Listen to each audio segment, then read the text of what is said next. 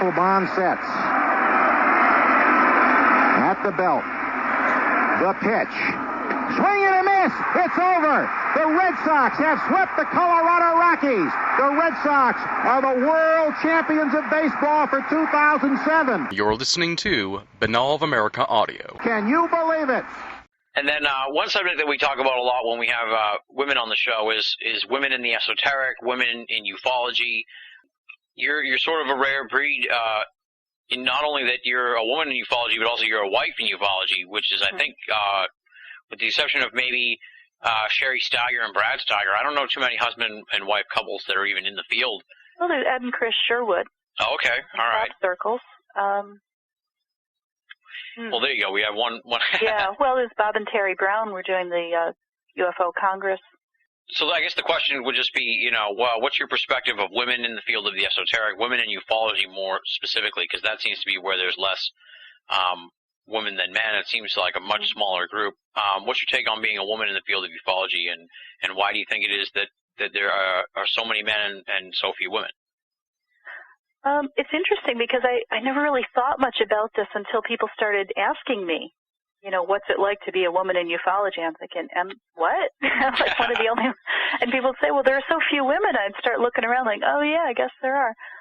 It really wasn't that much of an issue to me. I really never thought about it until recently. I was in it because the subject matter is really fascinating. And the other people I know, men and women, who are in this field are in it because we're all fascinated by it.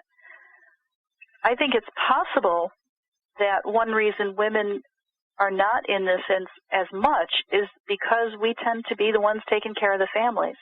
I'm really afraid of opening a can of worms here and having people come down on me, but I think the way our society is structured that men have more freedom to pursue other interests than women do, just because somebody's got to be making sure the kids get to school and get to their activities and all of this, and it tends to be the mom. A lot of the people I talk to at conferences, a lot of attendees especially, don't seem to have small children, and I discovered that from talking to them about my particular field, which I don't want to get locked into. I don't want to be like the person who does the media desensitization stuff. There are lots of things I'm interested in, but that's the one I've begun speaking about. Yeah. But when I was home with our kids, when they were very small, I'd be watching TV with them, and I would see these things on TV that I found disturbing, and I'd mention it at conferences, and nobody else knew what I was talking about because they'd never seen the shows. Yeah. And that's when I found out that none of them had children at home. So either you get young couples or younger people who are out who don't have kids yet, or you get older people whose kids are grown up and moved out and are on doing their own thing. Now, I think during that time when families have children at home, it just seems to me that men are more likely to be able to do their day job and then pursue another interest in the evening. And the one doing the cooking and the laundry and everything and keeping things running is the wife and the mom. Well, do you see the trend changing as far as women in ufology? Because it seems like it's a growing demographic in the field. Yeah, I do. I mean, I see quite a few women, and conference attendees are just as likely to be female as male. So obviously there's a large interest in this. And, maybe some of it has to do with the social aspect of, men and women are redefining who's taking care of the dishes and the laundry at home, too. I mean, I know in our house, Rich works a day job plus he's writing his book. Right now, I don't have another job outside the home. I'm home with our kids, and we do homeschool. And the kids are in a bunch of activities. So I said, look, I will take on the role of taking care of the house and driving the kids around to their stuff and taking the bulk of the homeschooling.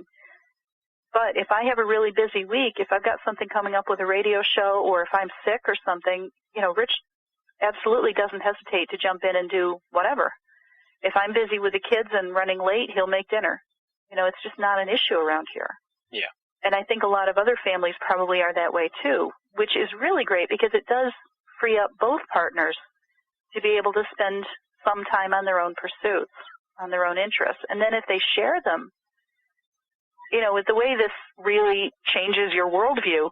I think it's really hugely important for couples to be able to go through this worldview-changing thing together. The other sort of general demographic issue that we talk about a lot on the show is young people in ufology. And since you probably have a lot of, I guess, market experience in the sense that you've been to a lot of conferences, you've seen the demographic of people interested in ufology, what would you say the situation is with young people in ufology? Because obviously there seems to be a lack of them, but it also seems to be a trend that's changing. So I don't know, have you seen it sort of changing, and you see it getting better, or you see more young people getting involved? I see young people getting involved quite a bit. I'm trying to think whether it's been more over the past year. I think it has been increasing a bit. I think I have seen more younger attendees at the conferences. There's an interesting point because, you know, as a parent, Rich and I have talked about bringing our kids to the conferences. Now, they're 9 and 11, and they're still a bit young. And that's partly because, I mean, we say that partly because I don't think they would enjoy sitting still and listening to people talk for a long time. But also because some of the subject matter, I think, is just too scary for kids.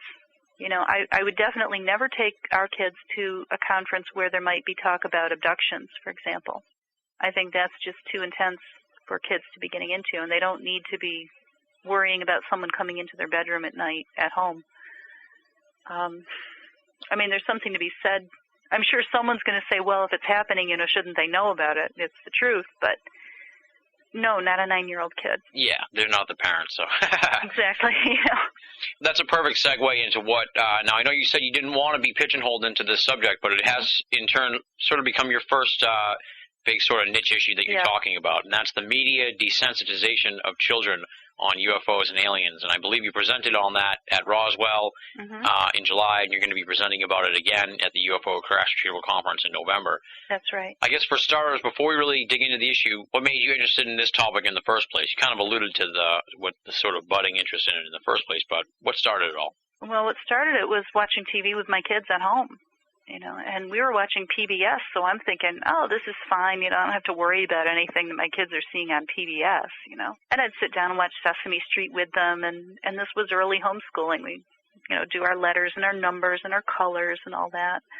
And then we started watching Teletubbies, and I thought, boy, that's kind of weird, but okay.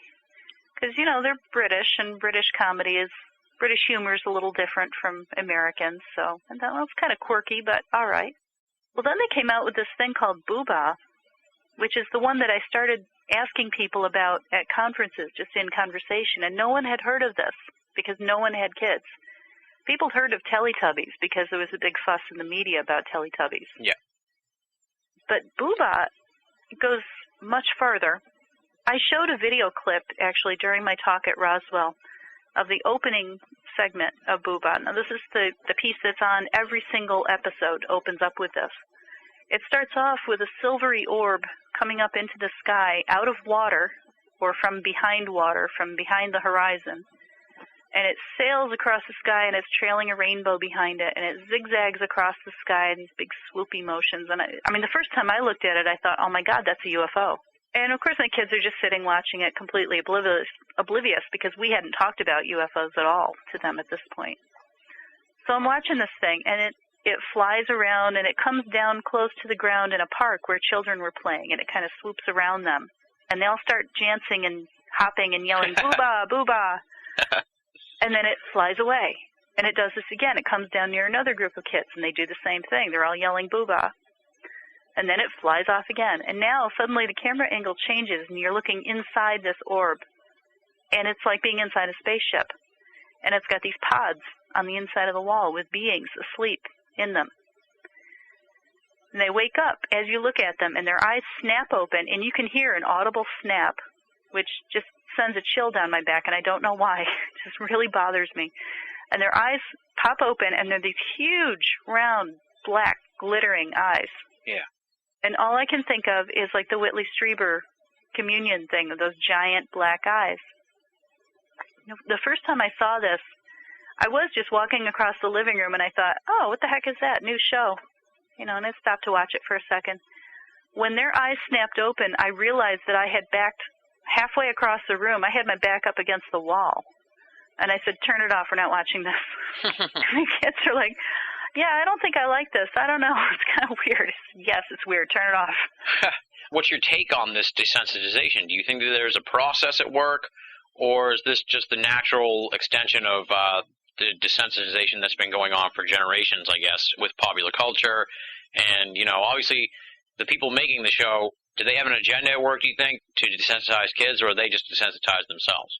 Well, that's what I'm trying to figure out, actually. I'm still digging around there, and I haven't been able to establish any satisfying answer one way or the other yet. I'm really curious to know that, whether the people who are doing it are conscious of all the alien imagery that's going into this.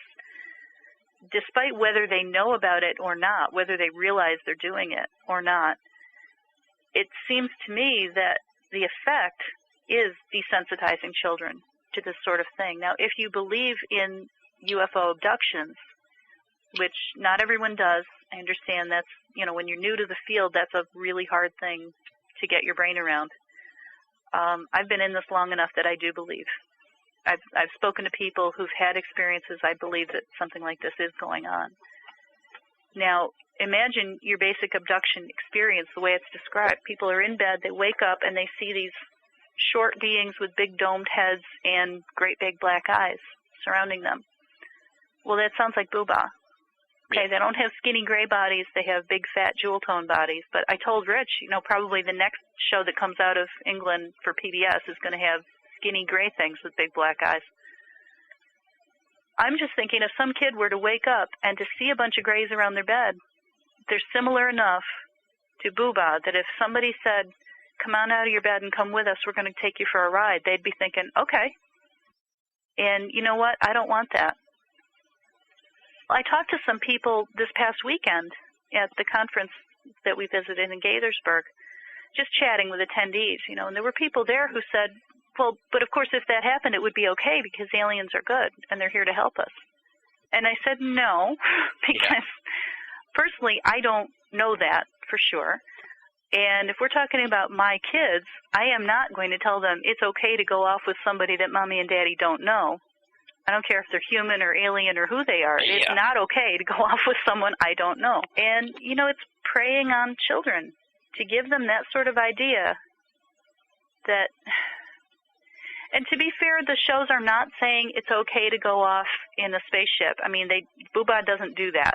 Okay, these beings don't, as far as I know, take children off for rides. But they come down and they dance and they play and everything's fine. And I'm just thinking there are beings who do visit people and they do things that aren't very nice. And here you're showing very similar beings, similar in appearance at least, who are coming down and doing things that are nice, which is inclined to make children very trusting. To me, it's the same as if you said, you know, if a stranger comes and offers you candy on the street, it's probably okay. And if they did want you to go get in their car, that would probably be okay too. You know, no, it's not. Exactly, yeah. Would your point of view change, I guess, if you found out that there were shows sort of that portray the aliens in a sinister light, I guess you could say? Like, have you noticed, is it predominantly that the ETs are on the good side, or is there a mix of attitudes on these shows? I have not actually seen very many. Mostly what I wanted to talk about when I gave this presentation was BOAA. And I did bring up a few others to put it in context. The ones that I have seen have been primarily positive. Yeah. And other people have come up to me or have written to me since I did the presentation in Roswell, and they've told me about others. One man told me about a Saturday morning cartoon he was watching with his grandchildren, and it showed these children on a spaceship talking to a large praying mantis-type being who was teaching them things. They were sitting at a computer. Oh, wow. And he was teaching them things. And I thought, oh, my God, that's like straight out of Jim Sparks' book. Well, he didn't talk about the praying mantis, I don't think, but, you know, his book, The Keepers, was all about going on to these ships and being taught. You know, he learned the whole alphabet and everything. And, yeah, apparently this imagery is getting into Saturday morning cartoons. And he told me that the aliens were portrayed as not excessively sinister, that they were pretty much like a teacher anywhere, They just were helping to teach these children something. We weren't clear on what exactly they were trying to learn. He didn't get to see the whole program. I think he turned it on in the middle. But I'm trying to track that down because I'd love to see it. Well, what do you think parents should do about this desensitization? Because, it's always that's sort of the argument, that it's the parent's responsibility. It's not change the channel if you don't like it. So, as a parent, what do you do about that desensitization of your kids? Well, what parents can always do is to be aware of what is being told to their kids and what information is being loaded into their kids' heads. And all you need to do is watch TV with your kids, because then you can always say, either that you agreed or disagreed with the message of the program, and ask the kids and see what they're thinking and find out how it's affecting them. And say, well, why do you think that was a good thing, or why do you think it wasn't? And I try to treat my kids respectfully. I understand. I mean, as I said, they're young. They're certainly nowhere near being adults, but they're very intelligent, and I do respect their opinions. And when we watch TV like this, I'll say something like, well, what do you think about that? How do you think they portrayed this particular character, and do you think they were right to do that or not? Or, and then I'll tell them what I think about it. And I think that's the most important thing for parents, is to respect their kids, know what kind of information is coming into their kids' heads, and what's happening once it gets in there. How are the kids taking this in, and how are they processing it? And it sounds like this is something that you just sort of really started digging into. This is a subject you plan on doing a lot of further research, I presume, because it is really and I know you say you didn't want to get pigeonholed into it, but I'm going to give you kudos for looking into it, because I'm always a fan of people, thinking outside the box as far as the UFO phenomenon goes, and looking at the UFO issue from a number of different angles. And this is something that I've always been sort of interested in, the media desensitization, not just children, but everybody. Are you planning on developing this further, and what are you planning on doing as far as research goes and that kind of stuff? Well, I'm still trying to get in touch with some of the people who have developed the shows, the people who make the shows. I'd like to know what their attitudes are. And I've found several articles that were written about the programs, and oddly enough, none of them mention this similarity to aliens. So I'm curious to know whether they're keeping quiet about it, or do they really just not see it? I mean, I guess it's possible if you're not interested in ufology, and I have to keep reminding myself, there are people in the world who just are not interested and don't know what the grays look like. Maybe they really honestly just don't realize. Or maybe the people who made the programs do know and they're keeping quiet, and the people who write the articles don't see it. I don't know. I mean, there are so many permutations it could be. I guess what I want to dig around and find out is who's aware of what they're working on, and how deliberately are they doing it. Because, in 1953, the Robertson panel came out, and they made a recommendation that the public get official disinformation and debunking. They said, let's put out something official to the people saying, yeah, it's no big deal, or showing them alien images and saying, oh, they're fine, they're nice, it's okay. And the Robertson panel document even mentioned Walt Disney as a possible company to work with on this. And look at the Disney movies that have been coming out. Look at Lilo and Stitch. Stitch is an alien. I mean, they call him that. In the plot line of the movie, they call him an alien experiment. He escapes from the genetics lab where he was made, and he comes here. And then there are these evil aliens who come to get him and take him back. And he doesn't want to go because he has emotion and he wants to stay here. And he also has those big black alien eyes. They're even the almond-shaped big black alien eyes.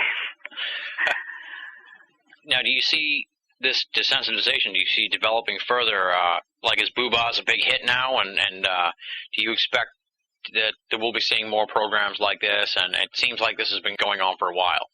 It has been going on for a while, and oddly enough, BOAA is off the air where I am now.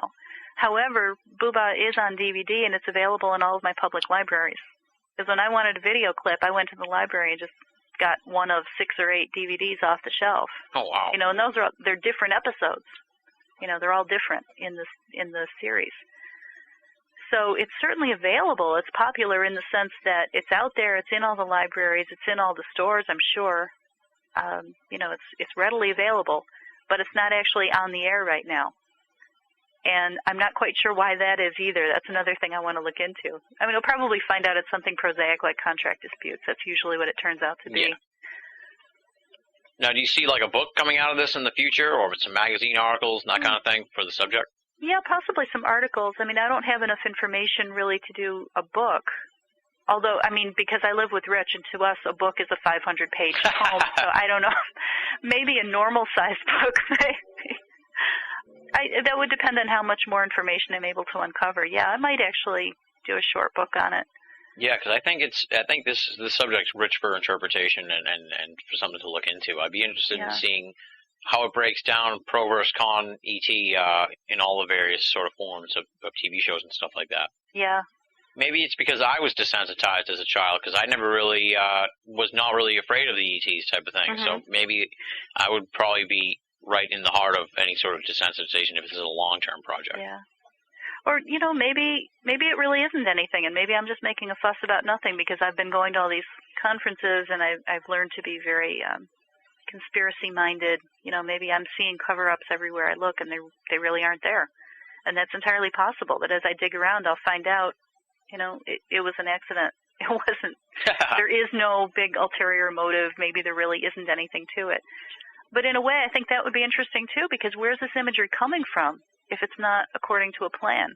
It's important to have that perspective, though, because if you went into this, you know, insisting that this was going on, that there was that this was all intentional, you know, that's a mistake a lot of people do make in the field of the esoteric. So it's great that you have the open mind that, you know, this may be nothing at all. Yeah. I always respect people that have that perspective, because you have to, you know, otherwise you're going to be constantly trying to fit the latest news into your theory instead of really interpreting it. Exactly. We always kind of do that. You know, whenever something comes up, I try to fit it into a theory to see, you know, does it fit or doesn't it? But you have to be willing to say, no, this one doesn't fit.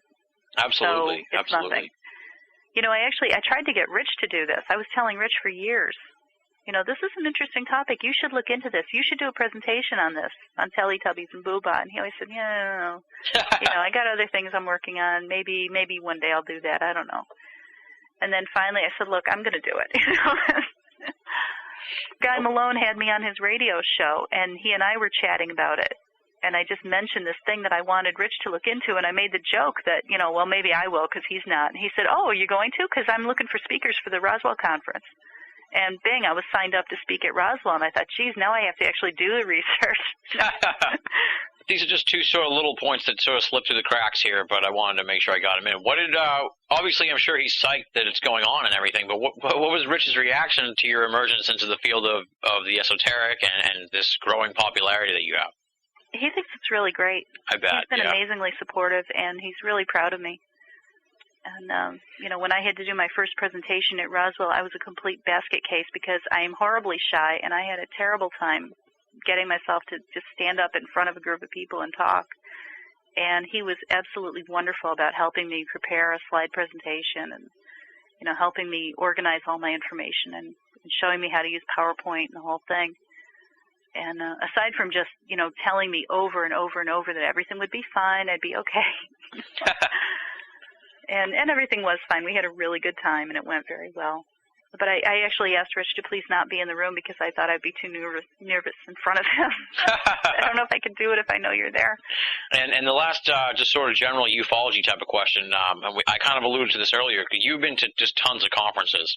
Mm-hmm. Talk a little bit about the pluses and the minuses of conferences and what you'd like to see changed as far as conferences go, because, you know, everybody sort of has their own thing and what they'd like to see more of or what they'd like to see less of or improvements they'd like to see and that kind of thing. And being someone who's been to so many conferences, I'm sure that you just have done your own sort of consumer research type of thing. So, you know, talk a little bit about the UFO conferences. Well, it's my own opinions. You know, I haven't really done research or anything on this, but, yeah, we have been to quite a few conferences, and I was just telling Rich, it's interesting about UFO conferences as opposed to, say, medical conferences or, you know, conferences in other fields where when you get a bunch of doctors together, you don't have an audience. You know, you have professionals in the field who have done research and written papers, and they get together and they make their presentations. And it's very much professionals in the field sharing their research with each other. UFO conferences are like that, but you also have people who paid to come and watch this. So there's an element of you have an audience who came for entertainment as well as people who paid to come and learn about the research that's being presented. But it's different from other places where people might pay to come and take a course or a seminar on something. You know that everyone's at a certain level and you're presenting to a certain level. At conferences, you've got people who are at every level. You've got people who just were walking by outside and saw the sign and said, UFOs.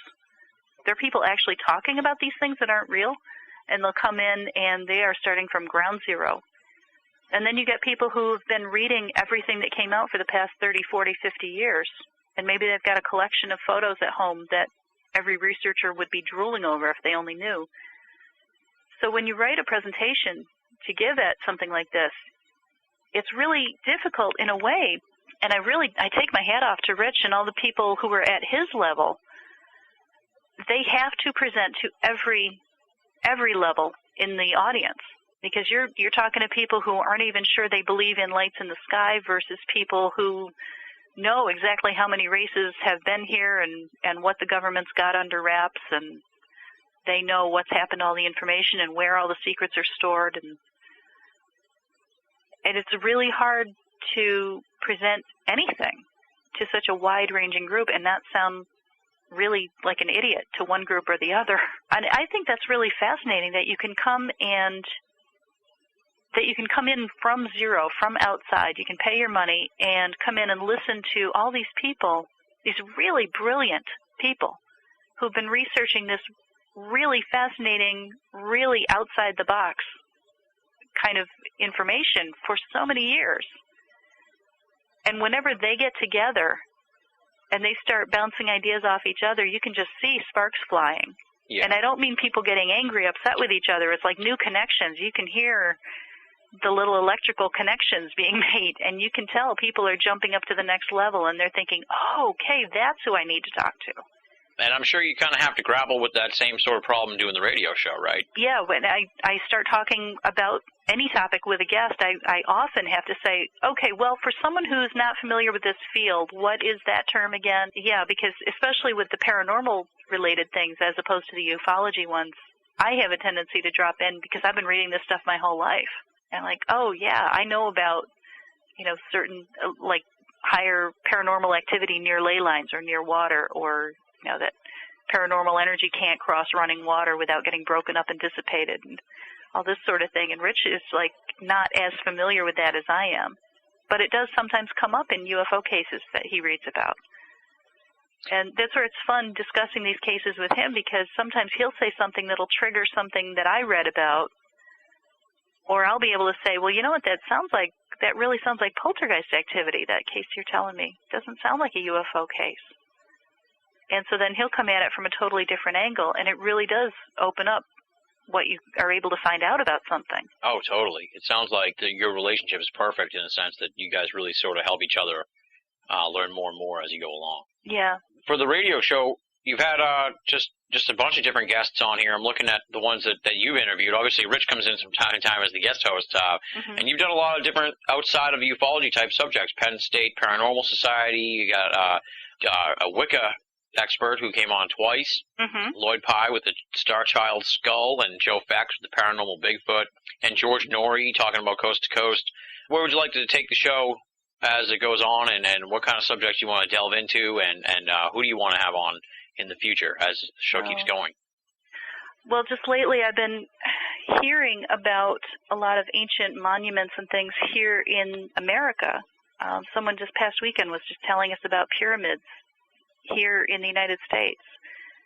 And, obviously we all know about the ones in Egypt, and we know about the ones in Central America. And, I've been hearing about pyramids in China, but I had not been aware of any in the Midwestern U.S., so I really want to find out something about that. I'd love to do a show on Coral Castle in Florida, which is, sort of similar to the pyramids. Nobody knows how he built that either. I would love to do one on Borley Rectory. I think I mentioned earlier. I'm trying to find somebody who could speak about that. I have this whole wish list, and I was just thinking I should really just sit down and make a list instead of keeping all this in my head, because I do this sort of randomly, calling whoever I think of at the moment. What's coming up on the horizon for you outside of future episodes of your radio show? What do you have coming up? I know you're going to be at the UFO CRC4 in November. Talk a little bit about that and whatever else you want to plug that's coming on the horizon. Yeah, well, that's the Crash Retrieval Conference. It'll be in Las Vegas this November. I believe it's the second weekend, the 10th, 11th, and 12th. Rich and I will both be speaking there. I'm not sure what his topic is going to be. I'm going to be doing a brief, just a 30-minute presentation on the media desensitization. And when I spoke in Roswell, I was obsessing trying to get 90 minutes, and I did manage to get 90 minutes, and now I'm going to be obsessing cutting it down, trying to make it all coherent in only 30 minutes. But that's fine. Yeah, I'm really looking forward to that. We met last year at the conference in Vegas, so that's right. I'm not sure if I'll be there or not this year, but if I am, I'll be sure to run into you. Yeah, definitely. It'd be great to see you. Definitely. And people can find out about that at ufoconference.com. That's the information for the UFO Crash Retrieval Conference. Are you going to be taping interviews and stuff for your show? Because I know you did some in Roswell for your show. Are you going to be doing that kind of thing in Vegas? I'm not sure. I'll have to check with the producers and find out how we want to do that. They were actually broadcasting live from Roswell. They had a room set up. You know, Joe said, if you want to interview somebody, find someone and just let me know and we'll get you in the queue. And so I did my show at an odd time. I didn't do it at my usual Sunday afternoon. I just did it whenever he had a free time. Yeah. Well, I want to thank you for coming on the show. I had a great time talking to you. Your show is Through the Keyhole, and it's on Sundays, 5 to 7 p.m. Eastern Time on the paranormalradionetwork.org. All one word, paranormalradionetwork.org. That's where you'll find Karen Dolan's show. And, of course, the website is keyholepublishing.com, correct? That's correct. Awesome. See, I do my homework. Very good.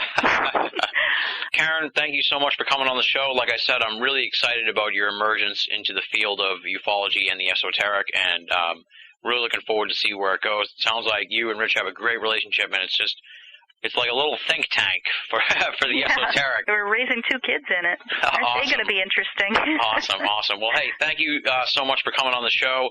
And I wish you well, and people obviously can check out your show and dig in and enjoy it. Great. Thank you so much for having me on, Tim. I've really enjoyed this. And I love to listen to your show. Oh, well, really exciting thanks. to get a chance to be on it. Well, now you're part of the show, too. That's so cool. That does it for this week's edition of BOA Audio. Big thanks to Karen Dolan for coming on the show. You can find out more information on Karen Dolan at the website keyholepublishing.com, KEYHOLEPUBLISHING.com. And don't forget, Karen will be featured in an upcoming issue of UFO Magazine in an interview conducted by BOA's own Leslie for her outstanding column Beyond the Dial in UFO Magazine. Check that out on newsstands, wherever finer magazines are sold. Up next is normally the time for Binnall of America Audio listener feedback.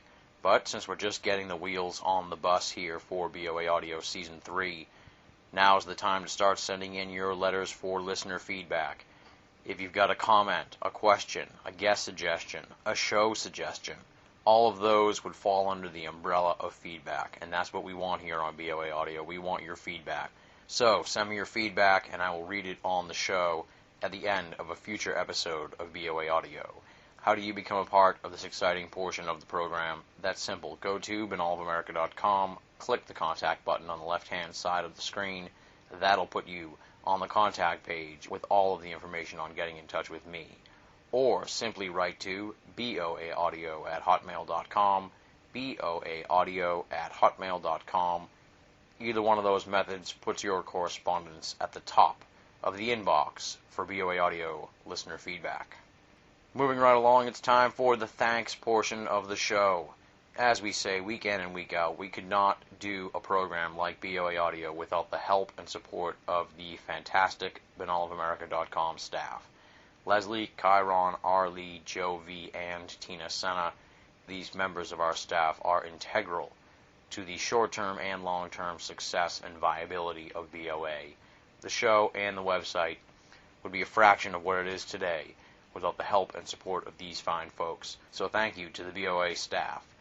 As I'm sure you know by now, BinnallofAmerica.com and BOA Audio are a vast multimedia resource that is freely available to people all over the world. How do we do that? We do that via donations from people like you, the great BOA Audio listeners. How can you go about helping BOA Audio? You just go to BinnallofAmerica.com or the BOA Audio archive page and click the PayPal button. That'll take you to PayPal, and then you can make a donation to help support the website and the audio series. Every donation counts. Every donation helps. Don't be one of those people that says, oh, someone else will do it. I don't need to do it. No. You got to be the guy that steps up. So are you going to step up and donate and help keep BOA Audio up and running and free and commercial free to all of our great listeners the world over? I hope so. Go to BinnallofAmerica.com, click the PayPal button, and make a donation. It would be greatly appreciated. Next week on the program, we have a real barn burner of an episode for you. This past summer, I took a little excursion up to Oak Island, Nova Scotia, Canada, to explore the Oak Island mystery, and I made some great friends while I was up there. One of them is Danny Hennigar of the Oak Island Tourism Society. So when we were sitting down to put together BOA Audio Season 3, I wanted to bring the story of Oak Island to the BOA Audio listeners. We're going to discuss the Oak Island Money Pit mystery from top to bottom, including how it all started, how it has evolved over the years, the popular theories as to what is at the bottom of the Oak Island Money Pit, the famous Oak Island side stories like the death of Robert Restall, Nolan's Cross, and Borehole 10X. Plus, we're going to find out the latest news on what's going on at Oak Island today. Of course, tons and tons more. This is a richly detailed edition of BOA Audio, covering an often overlooked realm of esoterica, the Oak Island mystery. Trust me, my friends, you are not going to want to miss this interview. That's next week on BOA Audio. On that note, there's not much left to say, folks. Until next week, this is Tim Binnall, thanking you for listening and signing off.